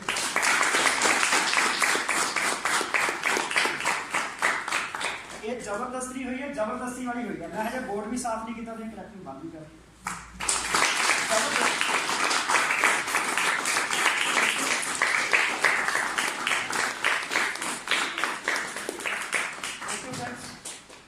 असी एक दुकान बदली, बदले सानू ये बेनीफिट मिलते हैं। जे आप ओवरऑल सारे बेनीफिट कंबाइन करके देखिए, है ना, साडा कितना पैसा बचा आप उदा देते हैं। सही है जी। करिए कैलकुलेशन। बाजारों लगभग 3600 रुपये का साडा महीने का समान लगता है ना। जे असीं बाजारों 5 महीने लैने सानू किन्ने का मिलेगा? मेरा मैथ बहुत कमजोर है, मैंने कैलकुलेशन दसी है। तो असी 3600 रुपये का समान बाजारों 5 महीने लगातार लिया तो सानू किन्ने का मिलेगा? 18000 का। इतों सानू यही समान 10 तो 20% डिस्काउंट से मिलेगा, तो किन्ने का मिलेगा? साडी जेब तो किन्ने पैसे गए 4 महीने? 12800 रुपये। ये 4 महीने का क्यों लिखा है? क्योंकि 5वें महीने सानू फ्री मिलना, क्योंकि 5वें महीने असीं पैसे नहीं देने, इस करके असीं कैलकुलेशन किन्ने महीने की लगा रहे हैं? 4 महीने। इतने 100 रुपया तुहानू आ गया कैशबैक, तो 4 महीने किन्ने पैसे वापस आए? ये कैशबैक मैं लगाया 5% के हिसाब से, पर जेडे साढ़े परसन 11% लेवल पर बैठे हैं, मतलब उन्होंने इतने कितना आएगा? 200 रुपये तो ज़्यादा। ठीक, पर आप कैलकुलेशन एक नवे परसन के वांग लगाने। 320 रुपये के प्रोडक्ट 10% सानू हर बार ज़्यादा मिले, एक्स्ट्रा फ्री। किन्ने पैसे साढ़े किसी ना किसी रूप में वापस आए? 4 महीने 1280। मैथ लगता तो भी कमजोर है, तो बोल घट रहे कोई बोलता। इस तो बाद 5वें महीने जब बाजार जाते थे 3600 दे के समान मिलना है, इतने समान मिलना फ्री। किन्ने का? ਇਹਦਾ MRP कितना है? 3000। जे इतने कैशबैक 200 रुपया हर महीने का लगाइए तो बनता 800 रुपया। ये है MRP 3000। मैं उस हिसाब से कैलकुलेशन नहीं लगा रहा, मैं एक नवे बंदे के हिसाब से लगा रहा और इतने डिस्काउंट प्राइस के हिसाब से लगा रहे हैं। जब आप 400 1280 या 2500 को ऐड करिए तो कितने पैसे साढ़े 4 महीने से पिछले से रूप में वापस आए? 4180 80 ਤੇ ਦਿੱਤੇ ਕਿੰਨੇ ਸੀਗੇ ਅਸੀਂ 5 ਮਹੀਨੇ ਚ 12800 12800 ਅਸੀਂ ਦਿੱਤਾ 4100 ਅਸੀਂ ਸਾਨੂੰ ਕਿਸੇ ਨਾ ਕਿਸੇ ਰੂਪ ਚ ਵਾਪਸ ਆਏ ਤੇ ਸਾਡੀ ਜੇਬ ਚੋਂ ਗਏ ਕਿੰਨੇ ਪੈਸੇ 8600 ਤੇ ਬਾਜ਼ਾਰ ਕਿੰਨੇ ਜਾਣੇ ਸੀ 18000 ਤੇ ਕਿੰਨੇ ਪਰਸੈਂਟ ਸਾਨੂੰ ਪ੍ਰੋਡਕਟ ਡਿਸਕਾਊਂਟ ਤੇ ਪਏ ਅਸੀਂ ਅੱਧੇ ਪੈਸੇ ਨਹੀਂ ਦੇ ਰਹੇ ਅੱਧੇ ਵੀ 9000 ਬੰਦਾ ਸੀ 900 ਵੀ ਘੱਟ ਹੀ ਦੇ ਰਹੇ ਤੇ ਸਾਨੂੰ ਪ੍ਰੋਡਕਟ ਕਿੰਨੇ ਪਰਸੈਂਟ ਡਿਸਕਾਊਂਟ ਤੇ ਮਿਲੇ 50% ਮੰਗ ਕੇ ਚੱਲ ਲੈਂਦੇ ਆ ਪਰ ਜੇ ਇੱਥੇ ਕੈਸ਼ਬੈਕ 800 ਰੁਪਇਆ ਕਰ ਲਈਏ ਕਿ MRP ਲਗਾਈਏ ਫਿਰ ਇਹ 60% ਤੱਕ ਪ੍ਰੋਡਕਟ ਸਾਨੂੰ ਸਸਤੇ ਪਏ ਕਿ ਬਾਜ਼ਾਰ ਇਦਾਂ ਹੁੰਦਾ ਸਾਡਾ ਸਾਬਣ 40 ਰੁਪਏ ਦਾ ਹੈ MRP 40 ਹੈ ਇਸ ਆਫਰ ਦੇ ਹਿਸਾਬ ਨਾਲ ਸਾਨੂੰ ਕਿੰਨੇ ਦਾ ਪੈਂਦਾ ਹੈ 20 ਰੁਪਏ ਦਾ ਕਿ ਬਾਜ਼ਾਰ ਦੇ ਵਿੱਚ ਕੋਈ ਇਦਾਂ ਦੀ ਦੁਕਾਨ ਹੈ ਪੱਕੇ ਬਿੱਲ ਤੇ ਆਰਗੈਨਿਕ ਸਾਬਣ ਜਿਹੜਾ ਸਾਡੀ ਐਲਰਜੀ ਵਗੈਰਾ ਦੀ ਪ੍ਰੋਬਲਮ ਨੂੰ ਨੀਮ ਤੁਲਸੀ ਪੁਦੀਨੇ ਤੋਂ ਬਣਿਆ ਹੋਇਆ ਸਾਡੀ ਐਲਰਜੀ ਨੂੰ ਠੀਕ ਕਰਦਾ ਹੋਵੇ ਕਿ ਬਾਜ਼ਾਰੋਂ ਕੋਈ ਇਦਾਂ ਦਾ ਸਾਬਣ ਮਿਲਦਾ ਹੈ ਪੱਕੇ ਬਿੱਲ ਦੇ ਉੱਤੇ 20 ਰੁਪਏ ਚ ਇੱਥੇ ਸਾਨੂੰ 40 ਰੁਪਏ ਦਾ ਸਾਬਣ 20 ਰੁਪਏ ਚ ਪੈਂਦਾ ਕਿ ਅਸੀਂ ਸਾਰੇ ਓਵਰਆਲ ਆਫਰ ਦਾ ਬੈਨੀਫਿਟ ਲੈਂਦੇ ਹਾਂ ਇਹਦਾ ਮਤਲਬ ਇਹ ਹੋ ਗਿਆ ਇੱਕ ਸਾਬਣ ਦੇ ਨਾਲ ਇੱਕ ਸਾਬਣ ਲੋਕ ਈਜ਼ੀ ਡੇ 'ਚ ਬੜਾ ਜਾਂਦੇ ਉੱਥੇ ਨਾ ਕੁਛ ਫ੍ਰੀ ਮਿਲਦਾ ਨਾ ਇੱਥੇ ਤਾਂ ਹਰ ਚੀਜ਼ ਨਾਲ ਫ੍ਰੀ ਮਿਲ ਰਹੀ ਹੈ ਤੇ ਈਜ਼ੀ ਡੇ ਵਧੀਆ ਹੋ ਜਾਏ ਵਧੀਆ ਹੁਣ ਰਾਈਸ ਬ੍ਰਾਨ ਆਇਲ ਸਾਡਾ ਜਿਹੜਾ ਬੀਪੀ ਸ਼ੂਗਰ ਥਾਇਰਾਇਡ ਤੋਂ ਬਚਾਉਂਦਾ ਹੈ 2 ਲੀਟਰ ਕਿੰਨੇ ਦਾ ਹੈ 460 MRP ਇਹ ਇਸ ਆਫਰ 'ਚ ਕਿੰਨੇ ਦਾ ਪੈ ਰਿਹਾ ਤੇ ਲੀਟਰ ਕਿੰਨੇ ਦਾ ਹੈ ਇਹ ਤਾਂ 2 ਲੀਟਰ ਹੈ ਨਾ 115 ਰੁਪਏ ਦਾ ਬਾਜ਼ਾਰ ਦੇ ਵਿੱਚ ਘਟੀਆ ਤੋਂ ਘਟੀ ਕੁਆਲਿਟੀ ਦਾ ਜਿਸ ਇੰਜਨ ਆਇਲ ਗੱਡੀਆਂ ਦਾ ਜਾਨਵਰਾਂ ਦੀ ਚਰਬੀ ਬਿਨਾਂ ਬਿੱਲ ਤੋਂ ਟੋਟਲ ਖਰਾਬ ਆਇਲ ਉਹ ਸਾਨੂੰ 150 ਰੁਪਏ ਲੀਟਰ ਤੱਕ ਮਿਲਦਾ ਸਰੋਂ ਦਾ ਤੇਲ ਵੀ ਅੱਜ ਕੱਲ੍ਹ 150 ਰੁਪਏ ਲੀਟਰ ਹੋ ਗਿਆ ਇੱਥੇ ਸਾਨੂੰ ਉਹ ਆਇਲ ਜਿਹਦੀ ਖਪਤ ਮਾਰਕੀਟ ਦੇ ਤੇਲ ਨਾਲੋਂ 20-25% ਘੱਟ ਹੈ ਵੀ ਜੇ ਬਾਜ਼ਾਰ ਦਾ ਆਇਲ 10 ਲੀਟਰ ਲੱਗਣਾ ਤੇ 7.5 ਲੀਟਰ ਲੱਗਣਾ ਪੈਸੇ ਖਪਤ ਘੱਟ ਹੈ ਦੂਜਾ ਕੰਮ ਜਿਹੜਾ ਅਸੀਂ ਡਾਕਟਰ ਨੂੰ ਬਾਈਪਾਸ ਸਰਜਰੀਆਂ ਤੇ ਔਰ ਸਟੰਟ ਪਾਉਣ ਤੇ ਪੈਸੇ ਬਾਰ-ਬਾਰ ਦੇਣੇ ਆ ਉਹ ਪੈਸਾ ਸਾਡਾ ਸੇਵ ਹੋ ਰਿਹਾ ਉਹ ਵੀ ਕੈਲਕੂਲੇਸ਼ਨ ਵਿੱਚ ਲਗਾਓ ਉਸ ਹਿਸਾਬ ਨਾਲ ਤਾਂ ਮੈਂ ਕਹਿੰਦਾ ਇਹ ਤੇਲ 115 ਰੁਪਏ ਲੀਟਰ ਨਹੀਂ ਤੇ ਤੁਹਾਨੂੰ 75 ਰੁਪਏ ਲੀਟਰ ਪੈਂਦਾ ਹੁਣ ਜੋ ਸਟੰਟ ਦੇ ਖਰਚੇ ਕਿਉਂਕਿ ਪੂਰੇ ਪਰਿਵਾਰ ਨੂੰ ਸਟੰਟ ਪੈਣਾ ਜੇ ਇੱਕ ਨੂੰ ਸਟੰਟ ਪੈ ਰਿਹਾ ਨਾ ਪੂਰਾ ਪਰਿਵਾਰ ਉਹੀ ਤੇਲ ਖਾਂਦਾ ਰਿਹਾ ਇੱਕ ਨੂੰ ਅੱਜ ਪਿਆ ਇੱਕ ਨੂੰ ਮਹੀਨੇ ਬਾਅਦ 2-4 ਮਹੀਨੇ ਬਾਅਦ ਪੈਣੇਗਾ ਇਹਨੂੰ ਸਾਲ ਬਾਅਦ ਪਏਗਾ ਸਾਰਿਆਂ ਨੂੰ ਪੈਣਾ ਕਿਉਂਕਿ ਅਸੀਂ ਆਇਲ ਖਰਾਬ ਕਰ ਰਹੇ ਹਾਂ ਹੁਣ 230 ਰੁਪਏ ਇਹਦਾ ਮਤਲਬ ਕੀ ਹੋ ਗਿਆ ਇੱਕ ਆਇਲ ਦੇ ਨਾਲ ਇੱਕ ਆਇਲ ਫ੍ਰੀ ਹੈ ਤੇ ਦੋਸਤੋ ਇੱਕ ਕੈਲਕੂਲੇਸ਼ਨ ਜੇ ਹੋਰ ਦੇਖ ਲਈਏ ਪਹਿਲਾਂ ਮੈਂ ਬਾਜ਼ਾਰੋਂ 3600 ਦਾ ਸਮਾਨ ਲੈਂਦਾ ਸੀ ਤੇ ਮੈਨੂੰ ਕਿੰਨੇ ਦਾ ਮਿਲਦਾ ਸੀ 3600 ਦਾ ਹੁਣ ਮੈਨੂੰ 3600 ਦਾ ਸਮਾਨ ਕਿੰਨੇ ਦਾ ਮਿਲਦਾ ਪਿਆ 1800 ਰੁਪਏ ਦਾ ਮੈਂ ਹਰ ਵਾਰ 1800 ਰੁਪਏ ਨਾਲ 1800 ਰੁਪਏ ਦਾ ਸਮਾਨ ਫ੍ਰੀ ਲੈ ਰਿਹਾ ਕਈ ਲੋਕ ਸਾਨੂੰ ਕੀ ਕਹਿੰਦੇ ਆ ਸਰ ਆਪਾਂ ਨਾ 3200 ਦਾ ਸਮਾਨ ਨਹੀਂ ਲਵਾਂਗੇ ਆਪਾਂ ਤਾਂ 1000-1200 ਦਾ ਲਵਾਂਗੇ ਹੁਣ ਮੈਂ ਉਹਨੂੰ ਕਹਿੰਦਾ ਕੋਈ ਗੱਲ ਨਹੀਂ 1000-1200 ਦਾ ਲੈ ਲਓ ਹੁਣ ਫਾਇਦੇ 'ਚ ਉਹ ਰਹੇ ਜਿਨ੍ਹਾਂ ਨੇ 1000-1200 ਦਾ ਲਿਆ ਜਾਂ ਜਿਨ੍ਹਾਂ ਨੇ 1800 ਦਾ ਲਿਆ ਅਸੀਂ ਮਾਤਰ 1200 ਰੁਪਏ ਦੇ ਵਿੱਚ 600 ਰੁਪਇਆ ਫਾਲਤੂ ਦੇ ਕੇ ਕਿੰਨੇ ਦਾ ਸਮਾਨ ਫ੍ਰੀ ਲੈ ਲਿਆ 1800 ਰੁਪਏ ਦਾ ਉਹ ਬੰਦਾ 1200 ਚ ਲੈ ਕੇ ਉਹਨੂੰ 1200 ਰੁਪਏ ਮਿਲਿਆ ਉਹਦਾ ਆਪਣਾ ਨੁਕਸਾਨ ਕਰ ਰਿਹਾ ਇਸ ਕਰਕੇ consistency is the key to success ਜਿਹੜਾ ਬੰਦਾ ਇਸ ਕੈਲਕੂਲੇਸ਼ਨ ਨੂੰ ਸਮਝ ਗਿਆ ਨਾ ਕਦੀ ਵੀ 100 ਪੀਵੀ ਤੋਂ ਘੱਟ ਸਮਾਨ ਨਹੀਂ ਲੈਂਦਾ ਔਰ ਸਾਡੇ ਨਾਲ ਇੱਦਾਂ ਵੀ ਬੰਦੇ ਆ ਜਿਹੜੇ ਇੱਕ ਮਹੀਨੇ 'ਚ 400 ਪੀਵੀ ਦਾ ਸਮਾਨ ਵੀ 12 ਵਜੇ ਤੱਕ ਲੈ ਕੇ ਅੱਗੇ ਸ਼ੁਰੂ ਕਰ ਦਿੰਦੇ ਆ ਉਹਨੂੰ ਸਮਝ ਆ ਗਈ 50% ਪੈਸਾ ਬਚ ਰਿਹਾ ਉਹਨਾਂ ਨੇ ਇੱਕ ਆਇਲ ਲਿਆ ਇੱਕ ਫ੍ਰੀ ਮਿਲਿਆ ਇੱਕ ਘਰ ਇਸਤੇਮਾਲ ਕੀਤਾ ਅੱਗੇ ਵੇਚਦਾ ਨਾਲ ਬਿਜ਼ਨਸ ਡਿਵੈਲਪ ਹੋਇਆ ਨਾਲ ਪ੍ਰੋਡਕਟ ਜਾਂ ਪਰਸੈਂਟ ਸਸਤੇ ਸਹੀ ਹੈ ਸਰ ਇੱਥੇ ਤੱਕ ਕਲੀਅਰ ਹੋ ਗਿਆ ਹੁਣ ਤੁਹਾਡੇ ਮਨ 'ਚ ਇੱਕ ਸਵਾਲ ਆਇਆ ਹੋਣਾ ਇਹ ਜਿਹੜੀ ਕੰਪਨੀ ਹੈ ਇਹ 50% ਡਿਸਕਾਊਂਟ ਤੇ ਪ੍ਰੋਡਕਟ ਕਿੱਦਾਂ ਦੇ ਸਕਦੀ ਹੈ ਬਾਜ਼ਾਰ 'ਚ ਲੋਕ ਪਾਗਲ ਬੈਠੇ ਆ ਜਿਹੜੇ 50% ਡਿਸਕਾਊਂਟ ਨਹੀਂ ਦੇ ਰਹੇ ਆਇਆ ਮਨ 'ਚ ਸਵਾਲ ਕਿਸੇ ਦੇ ਔਰ ਇਸ ਹਿਸਾਬ ਨਾਲ ਤਾਂ ਕੰਪਨੀ ਕਲਾਮ ਹੋ ਜਾਏਗੀ ਜਿੱਦਾਂ ਇਹ ਵੰਡ ਰਹੀ ਪੈਸਾ ਹੈ ਨਾ ਕਿ ਆਇਆ ਸਵਾਲ ਕਿਸੇ ਦੇ ਮਨ 'ਚ ਕੀ ਇਹ ਕਲੀਅਰ ਕਰਨਾ ਚਾਹੀਦਾ ਕਿ ਨਹੀਂ ਚੱਲ ਰਹਿਣ ਨਹੀਂ ਅੱਛਾ ਹੈ ਸਵਾਲ ਮਨ 'ਚ ਹੈ ਨਾ ਚਲੋ ਅੱਜ ਇਹ ਵੀ ਕਲੀਅਰ ਕਰ ਦਿੰਦੇ ਆ ਅੱਜ ਸਾਰੀ ਕਲੈਰਿਟੀ ਇਹਦੀ ਹੋ ਜਾਵੇ ਤਾਂ ਵਧੀਆ ਕਿਉਂਕਿ ਕਈ ਲੋਕ 100 ਪੀਵੀ ਦੀ ਕੰਸਿਸਟੈਂਸੀ ਨਹੀਂ ਕਰਦੇ ਹੁਣ ਉਹ ਕਰਨਗੇ ਕਈਆਂ ਦੇ ਮਨ 'ਚ ਡਾਊਟ ਹੈ ਵੀ ਇੰਨਾ ਸਮਾਨ ਕਿੱਦਾਂ ਕੰਪਨੀ ਸਸਤਾ ਦੇ ਸਕਦੀ ਹੈ ਉਹ ਆਪਾਂ ਦੇਖਦੇ ਦੋਸਤੋ ਕੋਈ ਵੀ ਕੰਪਨੀ ਸਮਾਨ ਬਣਾਉਂਦੀ ਹੈ ਤੇ ਖਰੀਦਦਾ ਕੌਣ ਹੈ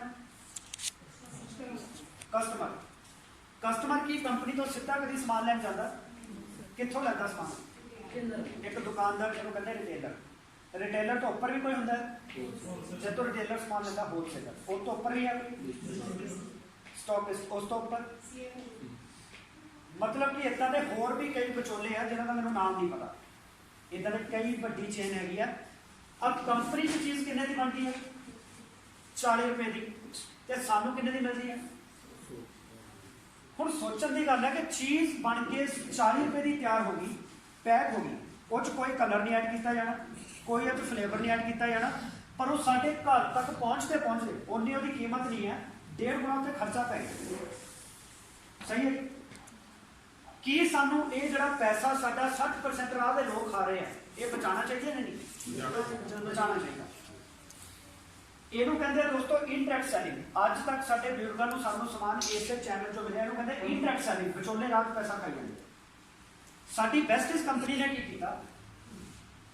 ਬੈਸਟਿਸ ਕਹਿੰਦੀ ਹੈ ਕਿ ਮੇਰੇ 800 ਕਰੋੜ ਦੀ ਲਾਗਤ ਦੇ ਨਾਲ ਹਿਮਾਚਲ ਬੱਦੀ ਦੇ ਵਿੱਚ 3 ਮੈਨੂਫੈਕਚਰਿੰਗ ਪਲਾਂਟ ਹੈ ਜਿੱਥੇ ਇਹ ਸਮਾਨ ਬਣਾਇਆ ਜਾਂਦਾ। ਕੰਪਨੀ ਕਹਿੰਦੀ ਤੁਹਾਨੂੰ ਮੇਰੇ ਤੋਂ ਆਉਣ ਦੀ ਲੋੜ ਨਹੀਂ। ਕੰਪਨੀ ਨੇ 4000 ਤੋਂ ਜ਼ਿਆਦਾ ਸਟੋਰ ਆਲ ਇੰਡੀਆ 'ਚ ਖੋਲ੍ਹੇ। ਕੰਪਨੀ ਕਹਿੰਦੀ ਤੁਸੀਂ ਮੇਰੇ ਨੀਅਰੈਸਟ ਸਟੋਰ, ਜਿਹੜਾ ਕਿ ਤੁਹਾਡੇ ਘਰ ਤੋਂ 10-12 ਕਿਲੋਮੀਟਰ ਦੂਰ ਹੋ ਸਕਦਾ ਤੁਹਾਡੇ ਸ਼ਹਿਰ 'ਚ ਹੋਵੇ।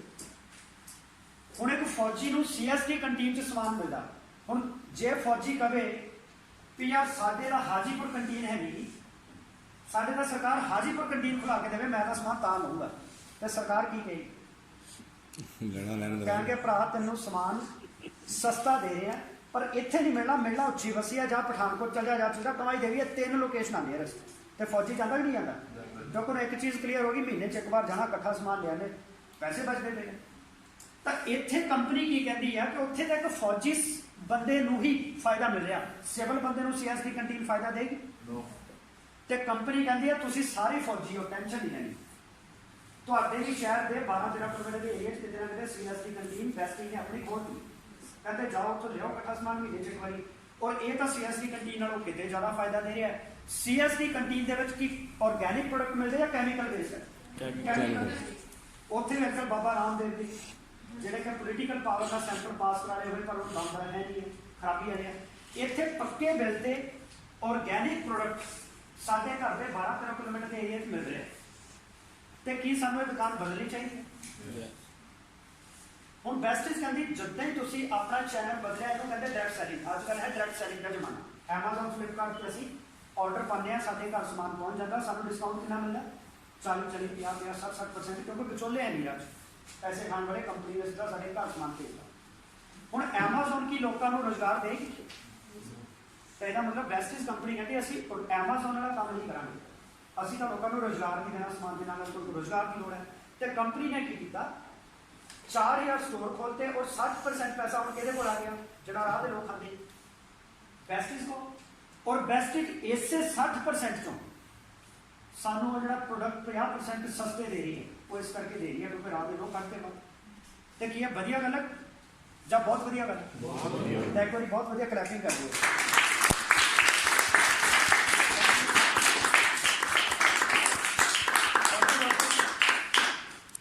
ਇਹ ਹੋ ਗਿਆ ਹੈਲਥ ਪਾਰਟ, ਕਿ ਆਪਾਂ ਆਪਣੀ ਦੁਕਾਨ ਨੂੰ ਬਦਲ ਕੇ ਆਪਣੀ ਸਿਹਤ ਨੂੰ ਠੀਕ ਰੱਖ ਸਕਦੇ ਔਰ ਆਪਣਾ ਪੈਸਾ ਬਚਾ ਸਕਦੇ। ਠੀਕ ਹੈ। ਹੁਣ ਜਿਹੜੀ ਇੱਥੇ ਤੱਕ ਚੀਜ਼ ਸਾਨੂੰ ਵਧੀਆ ਲੱਗੀ, ਸਾਨੂੰ ਕੋਈ ਇਹ 'ਚ ਨੁਕਸਾਨ ਨਹੀਂ ਲੱਗਿਆ। ਹੁਣ ਸਾਡੇ 100-150 ਰਿਸ਼ਤੇਦਾਰ ਜਾਣਕਾਰ ਹੈਗੇ ਆ, ਜੇ ਅਸੀਂ ਉਹਨਾਂ ਨੂੰ ਇਹ ਚੀਜ਼ ਦੱਸੀਏ ਕਿ ਉਹਨਾਂ ਨੂੰ ਵੀ ਵਧੀਆ ਲੱਗੇ, ਤੇ ਕਿੰਨੇ ਲੋਕ ਇੱਕ ਬੰਦੇ ਦੇ ਜਾਣਕਾਰ ਹੁੰਦੇ ਆ? ਫੋਨ 'ਚ ਸਾਡੇ ਘੱਟੋ ਘੱਟ ਕਿੰਨੇ ਨੰਬਰ ਸੇਵ ਹੁੰਦੇ ਆ? 100-150 ਨੰਬਰ ਤਾਂ ਹੁੰਦੇ ਆ ਨੇ ਮਿਨੀਮਮ ਜੇ ਲੈ ਕੇ ਚੱਲੀਏ। 1000-1200 ਦੇਣਾ ਬਹੁਤ ਵਧੀਆ ਗੱਲ ਹੈ। ਜੇ 100-150 ਤਾਂ ਹੁੰਦੇ ਹੀ ਹੈ ਨਾ ਲਗਭਗ। ਜਿਹੜੇ ਇਹ 100-150 ਲੋਕ ਜਦੋਂ ਸਵੇਰੇ ਉੱਠ ਕੇ ਚਾਹ ਪੀਂਦੇ ਆ, ਬਰਸ਼ ਕਰਦੇ ਆ, ਪੋਚਾ ਲਗਾਉਂਦੇ ਆ, ਭਾਂਡੇ ਧੋਂਦੇ ਆ, ਰੋਟੀ ਖਾਂਦੇ ਆ, ਕਿ ਤੁਹਾਨੂੰ ਕਦੀ ਪੈਸਾ ਆਇਆ? ਤਾਂ ਕਦੀ ਆਏਗਾ? ਕਿਉਂ ਨਹੀਂ ਆਉਂਦਾ? ਕਿਉਂਕਿ ਤੁਹਾਡੀ ਟੀਮ 'ਚ ਨਹੀਂ। ਤੁਸੀਂ ਕੀ ਕੀਤਾ? 100-150 ਬੰਦਿਆਂ ਨੂੰ ਟੀਮ ਦੀ ਮਦਦ ਦੇ ਨਾਲ ਇਸ ਆਈਡੀਆ ਦੇ ਬਾਰੇ ਦੱਸ। ਐਗਜ਼ਾਮਪਲ ਦੇ ਤੌਰ 'ਤੇ ਅੱਜ ਨਵਾਂ ਪਰਸਨ ਕੌਣ ਆਇਆ ਜਿਹੜਾ ਫਸਟ ਟਾਈਮ ਇਸ ਮੀਟਿੰਗ 'ਚ ਆਇਆ? ਕੋਈ ਨਵਾਂ ਪਰਸਨ ਸਰ ਆਇਆ, ਇੱਕ ਵਾਰੀ ਕਲੈਪਿੰਗ ਹੋ ਜਾਏ। ਤੁਹਾਨੂੰ ਸਰ ਇਨਵਾਈਟ ਕਿਹਨਾਂ ਨੇ ਕੀਤਾ? ਗੌਰਵ ਸ਼ਰਮਾ। ਗੌਰਵ ਜੀ ਨੇ। ਅੱਜ ਗੌਰਵ ਜੀ ਕੰਮ ਕਿੰਨਾ ਕਰ ਰਿਹਾ? 90% ਕੰਮ ਕੌਣ ਕਰ ਰਿਹਾ? ਮੈਂ, ਕਿਉਂਕਿ ਸਮਝਾਉਣ ਦਾ ਕੰਮ ਮੇਰਾ। ਤੇ ਗੌਰਵ ਜੀ ਦਾ ਕੰਮ ਕਿੰਨਾ ਹੈ?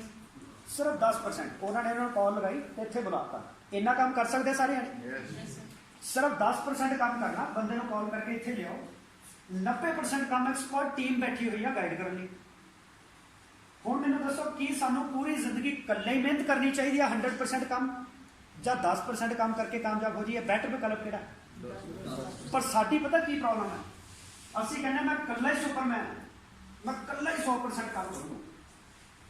ਤੇ 100% ਤਾਂ ਇਸ ਬਿਜ਼ਨਸ ਤੋਂ ਪਹਿਲਾਂ ਵੀ ਕਰਦੇ ਹੀ, ਤਾਂ ਜ਼ਿੰਦਗੀ ਤਾਂ ਬਦਲੀ ਨਹੀਂ। ਤਾਂ 100% ਰਹਿਣ ਤੇ ਉਹ ਫਿਰ 10% ਕਰ ਲਓ।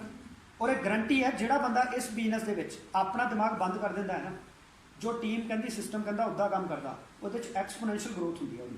ਪਰ ਸਮੱਸਿਆ ਇਹ ਹੈਗੀ ਅਸੀਂ ਆਪਣੀ ਸਿਆਣਪ ਨਹੀਂ ਛੱਡਦੇ। ਇਸ ਬਿਜ਼ਨਸ ਨੂੰ ਕਰਨਾ ਬੜੇ ਲੋਕਾਂ ਨੂੰ ਔਖਾ ਲੱਗਦਾ, ਪਤਾ ਕਿਉਂ? ਕਿਉਂਕਿ ਟੀਮ ਦੀ ਮਦਦ ਨਹੀਂ ਲੈਂਦੇ, ਉਹ ਇਕੱਲੇ ਵੇਖ ਕਰੀ ਜਾ ਰਹੇ।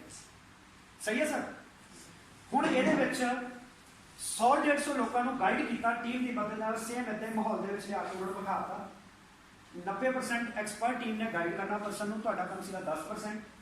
ਹੁਣ 100-150 ਦੇ ਵਿੱਚੋਂ ਕਿੰਨੇ ਲੋਕ ਇਸ ਗੱਲ ਲਈ ਐਗਰੀ ਹੋ ਜਾਣਗੇ ਕਿ ਆਪਾਂ ਦੁਕਾਨ ਬਦਲ ਲੈਣੇ? ਕਿੰਨੀ ਵੱਡੀ ਗੱਲ? ਹਾਂਜੀ 50%, 25%, 10% ਕਿੰਨੇ ਹੋਣਗੇ ਤੁਹਾਡੇ ਸਾਹ? 10%। ਆਪਾਂ 10% ਵੀ ਨਹੀਂ ਲੈ ਕੇ ਚੱਲਦੇ। ਮੈਂ ਕਹਿੰਦਾ ਸਿਰਫ 6 ਲੋਕ ਤੁਹਾਡੇ ਕਹਿੰਦੇ ਸੋਚ ਜਾ ਕਿ ਚਲੋ ਇੱਕ ਵਾਰ ਸਮਾਨ ਲੈ ਕੇ ਦੇ ਰਹੇ, ਜੇ ਵਧੀਆ ਲੱਗੇਗਾ ਇੱਥੋਂ ਲੈ ਜਾਵਾਂਗੇ, ਨਹੀਂ ਵਧੀਆ ਲੱਗਾ ਪੁਰਾਣੀ ਦੁਕਾਨ ਤਾਂ ਹੈਗੀ ਹੈ। ਸਹੀ ਹੈ ਸਰ? ਇੱਕ ਵਾਰੀ ਟਰਾਈ ਕਰ ਸਕਦੇ ਆ। ਹੁਣ ਉਹਨਾਂ ਨੇ ਟਰਾਈ ਕੀਤਾ, ਉਹਨਾਂ ਨੂੰ ਲੱਗਿਆ ਵਧੀਆ। ਹੁਣ ਉਹਨਾਂ ਦੇ ਅੱਗੇ 100-150 ਜਾਣਕਾਰ ਹੈ। ਹਾਂਜੀ, ਹੁਣ ਉਹਨਾਂ ਨੇ ਵੀ ਆਪਣੇ ਬੰਦਿਆਂ ਨੂੰ ਟੀਮ ਦੇ ਨਾਲ ਮਿਲਾਇਆ, ਉਹ ਵੀ 100-150 ਬੰਦਿਆਂ ਨੂੰ ਚੋਂ 6 ਬੰਦੇ ਐਗਰੀ ਹੋ ਗਏ ਵੀ ਯਾਰ ਹੈ ਤਾਂ ਸਹੀ ਹੈ ਗੱਲ, ਕੋਈ ਨੁਕਸਾਨ ਤਾਂ ਹੈ ਨਹੀਂ, ਸਮਾਨ ਬਾਜ਼ਾਰੋਂ ਵੀ ਨਾ ਇੱਧਰੋਂ ਲੈ ਕੇ ਦੇਖਣਾ ਨੇ, ਪੈਸਾ ਤਾਂ ਕੋਈ ਲਗਾਉਣਾ ਨਹੀਂ ਹੈ। ਤੇ 6 ਬੰਦਿਆਂ ਨੇ 6 ਦੀ ਦੁਕਾਨ ਬਦਲਵਾਈ ਤੇ ਕਿੰਨੇ ਲੋਕ ਹੋਏ? ਹੁਣ 36 ਨੂੰ 100 ਲੋਕ ਫੇਰ ਜਾਂਦੇ। ਇਹਨਾਂ ਨੇ 6 ਦੀ ਦੁਕਾਨ ਬਦਲਵਾਈ ਤੇ ਕਿੰਨੇ ਹੋਏ? 216 ਨੇ 6 ਦੁਕਾਨ ਬਦਲਵਾਈ ਤੇ ਫੇਰ ਟੋਟਲ ਕਿੰਨੇ ਲੋਕ ਹੋਏ? 1500 ਲਗਭਗ। ਤੁਸੀਂ ਸ਼ੁਰੂ ਕੀਤਾ ਤੁਹਾਨੂੰ 6 ਦਾ ਪਤਾ, ਪਰ ਇਹ 6 ਦਾ ਕਦੀ ਵੀ ਤੁਹਾਨੂੰ ਪੈਸਾ ਨਹੀਂ ਆਇਆ ਸੀਗਾ, ਨਾ ਆਣਾ ਸੀਗਾ। ਹੁਣ ਇਹ ਜਾਣਕਾਰ ਲੋਕ ਤੁਹਾਡੀ ਟੀਮ 'ਚ ਆ ਗਏ ਤੇ ਤੁਹਾਨੂੰ ਇਹਨਾਂ ਦਾ ਪੈਸਾ ਆਏਗਾ। ਹੁਣ ਜਿਹੜੇ ਇਹਨਾਂ ਦੇ ਅੱਗੇ 36, 216, 1296 ਜਿਹੜੇ ਅਜਨਬੀ ਲੋਕ ਹੈ, ਤੁਹਾਨੂੰ ਨਹੀਂ ਜਾਣਦੇ, ਤੁਸੀਂ ਇਹਨਾਂ ਨੂੰ ਨਹੀਂ ਜਾਣਦੇ, ਨਾ ਇਹਨਾਂ ਨੇ ਜ਼ਿੰਦਗੀ ਕਦੀ ਜਾਣਨਾ ਸੀਗਾ। ਹੁਣ ਇਹ ਅਜਨਬੀ ਲੋਕ ਕਿਹਦੀ ਟੀਮ 'ਚ ਆ ਗਏ? ਹੁਣ ਤੁਹਾਡੇ ਨੌਨ ਵੀ ਤੁਹਾਡੀ ਟੀਮ 'ਚ ਹੈ ਤੇ ਅਜਨਬੀ ਵੀ ਤੁਹਾਡੀ ਟੀਮ 'ਚ ਹੈ, ਤੇ ਟੀਮ ਬਣ ਗਈ 1500 ਬੰਦਿਆਂ ਦੀ। ਹੁਣ ਜੇ ਇਹ ਹਰ ਮਹੀਨੇ 3000 ਦਾ ਸਮਾਨ ਲੈਣ ਤੇ ਸਾਨੂੰ 5ਵੇਂ ਮਹੀਨੇ ਫ੍ਰੀ ਮਿਲਣਾ, ਚਲੋ ਉਸ ਆਫਰ ਦਾ ਫਾਇਦਾ ਲੈਂਦੇ, ਤੇ ਤੁਹਾਡੇ ਥਰੂ ਕਿੰਨੇ ਲੱਖ ਦੀ ਸੇਲ ਹੋਈ ਕੰਪਨੀ ਦੀ? 45 ਲੱਖ ਰੁਪਏ, ਵਿੱਚੋਂ 10% ਕਮਿਸ਼ਨ ਆਪਾਂ ਮੰਨ ਕੇ ਚੱਲਦੇ ਕੰਪਨੀ ਨੇ ਤੁਹਾਨੂੰ ਦੇਗਾ, ਤੇ ਤੁਹਾਡੀ ਕਮਾਈ ਕਿੰਨੀ ਬਣੀ? 4.5 ਲੱਖ ਰੁਪਇਆ ਮਹੀਨਾ। ਔਰ ਇੱਕ ਵਾਰ ਨਹੀਂ ਆਣਾ, ਇਹ ਬਾਰ-ਬਾਰ ਆਣਾ, ਕਿਉਂਕਿ 3000 ਦਾ ਸਮਾਨ ਉਹਨਾਂ ਨੇ ਹਰ ਮਹੀਨੇ ਲੈ ਜਾਣਾ, ਤੁਹਾਨੂੰ ਪੈਸਾ ਆ ਗਿਆ। ਹੁਣ ਇਹ ਟੀਮ 1296 ਲੋਕ 6 ਲੋਕਾਂ ਨੂੰ ਨਹੀਂ ਅੱਗੇ ਦੱਸਣਗੇ, ਤੇ ਕਿੰਨੀ ਟੀਮ ਹੋਈ? ਇਹ ਦੋਸਤੋ ਰੁਕਣ ਵਾਲਾ ਕੰਮ ਨਹੀਂ ਹੈ। 450 ਰੁਪਇਆ ਮਹੀਨਾ ਆਉਂਦਾ ਹੈ ਸਿਰਫ 1500 ਬੰਦੇ ਦੀ। ਇਹ 'ਚ ਕਈ ਲੋਕ ਕਹਿੰਦੇ ਕਿ ਆਪਾਂ 3000 ਦਾ ਸਮਾਨ ਨਹੀਂ ਲੈ ਸਕਦੇ, ਆਪਾਂ ਤਾਂ ਮਹੀਨੇ ਦਾ 1000 ਰੁਪਏ ਦਾ ਸਮਾਨ ਲਵਾਂਗੇ।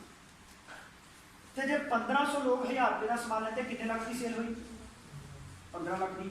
ਤੇ 10% ਕਮਿਸ਼ਨ ਤੁਹਾਨੂੰ ਮਿਲੇ ਤੇ ਕਿੰਨਾ ਪੈਸਾ ਆਇਆ? 1.5 ਲੱਖ। ਤੇ ਉਹ ਬਿਜ਼ਨਸ ਜਿਹ 'ਚ ਲਗਾਇਆ ਕੁਛ ਨਹੀਂ, ਟੀਮ ਤੁਹਾਨੂੰ ਗਾਈਡ ਕਰਨ ਲਈ ਬੈਠੀ ਹੈ, ਰਿਸਕ ਹੈ ਕੋਈ ਨਹੀਂ। ਇੱਕ ਦੁਕਾਨ ਬਦਲੀ, ਕੁਛ ਲੋਕਾਂ ਦੀ ਦੁਕਾਨ ਬਦਲਵਾਈ, ਟੀਮ ਬਣਾਉਂਦੇ ਹੋਏ 1.5 ਲੱਖ ਮਹੀਨਾ, 4.5 ਲੱਖ ਮਹੀਨਾ ਛੱਡੋ, 50,000 ਮਹੀਨਾ ਵੀ ਕਿ ਉਹ ਕੰਮ ਕਰਨਾ ਚਾਹੀਦਾ। ਇਸ ਤੋਂ ਇਲਾਵਾ ਕੋਈ ਆਪਣੇ ਕੋਲ ਕੰਮ ਹੈ ਜਿਹਦੇ ਵਿੱਚ ਆਪਾਂ ਲੱਖ ਰੁਪਏ ਮਹੀਨਾ ਕਮਾਈਏ ਵਿਦਆਊਟ ਇੰਟਰਸਟ? ਤੇ ਸਰ ਇਹੀ ਮੈਂ ਕਹੂੰਗਾ, ਇੱਕ ਇਹੋ ਜਿਹਾ ਬਿਜ਼ਨਸ ਜਿਹਦੇ ਵਿੱਚ ਲਗਾਉਣ ਨੂੰ ਕੁਛ ਨਹੀਂ ਹੈ ਪਰ ਆਉਣ ਨੂੰ ਬਹੁਤ ਕੁਛ ਹੈ। ਠੀਕ ਹੈ ਜੀ। ਔਰ ਅੱਜ ਸਾਡੀ ਜ਼ਬਰਦਸਤ ਕਲੈਪਿੰਗ ਚਾਹੂੰਗਾ ਉਸ ਟੀਮ ਚੈਂਪੀਅਨ ਵਾਸਤੇ। ਜ਼ਬਰਦਸਤ ਕਲੈਪਿੰਗ।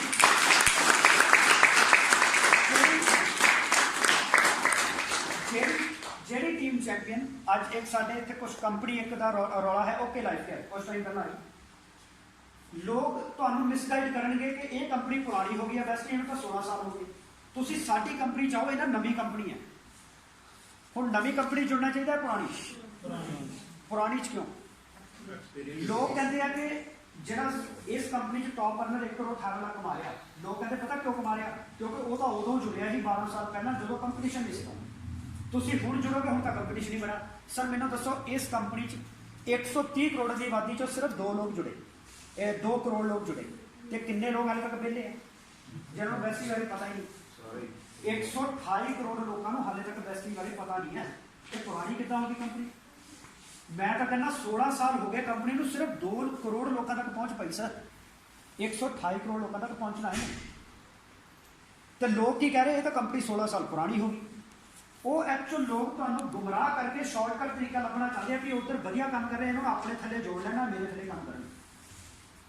तो यहो ਜਿਹੇ लोगों तो बच के रहना है। और कोई भी इदां की कंपनी नहीं है जी वेस्टिज तो बढ़िया अपने आप को प्रूव कर पाई हो। और वेस्टिज वर्ल्ड की 22वें नंबर की कंपनी है।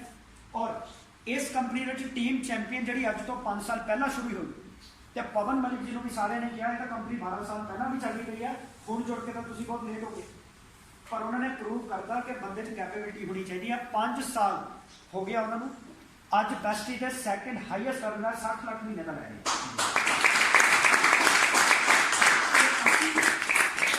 सारे जने प्राउड फील करो, परमात्मा का शुकराना करो कि तुहानू पहली ही कंपनी वेस्टिज मिली जी वर्ल्ड की 22वें नंबर की कंपनी मात्र 16 साल बन गई। ਉਹਦੇ ਵਿੱਚ ਵੀ ਉਹ टीम चैंपियन ਜਿਹੜੀ ਸਭ ਤੋਂ ਫਾਸਟੈਸਟ ਗਰੋਇੰਗ ਟੀਮ ਹੈ। ਔਰ ਉਹਦੇ ਵਿੱਚ ਵੀ ਸਾਡੇ ਆਪਣਾ ਦਲਜੀਤ ਸਿੰਘ ਸੰਧੂ ਜਿਹੜੇ ਟਾਈਮ ਟੂ ਟਾਈਮ ਸਾਨੂੰ ਗਾਈਡ ਕਰ ਰਿਹਾ ਕਿ ਪੰਜਾਬ ਤੇ ਚੌਕ ਕਰਨਾ ਹੈ 11 ਲੱਖ ਮੰਥਲੀ ਇਸ ਕਰਕੇ ਸਾਰਿਆਂ ਨੂੰ ਇਹੀ ਗੁਜ਼ਾਰਿਸ਼ ਹੈ ਕਿ ਦਾएं बाएं ਦੇਖਣ ਦੀ ਕੋਈ ਲੋੜ ਨਹੀਂ। ਤੁਹਾਨੂੰ ਜਤਿੰਦਰ ਜੀ ਨੇ ਆਪਣਾ ਐਕਸਪੀਰੀਅੰਸ ਦੱਸਿਆ ਕਿੰਨੀਆਂ ਕੰਪਨੀਆਂ 'ਚ ਉਹਨਾਂ ਨੇ ਇੱਧਰ ਉੱਧਰ ਪੈਸਾ ਲਗਾਇਆ, ਰਿਜ਼ਲਟ ਕੀ ਨਿਕਲਿਆ ਤੁਸੀਂ ਨਹੀਂ।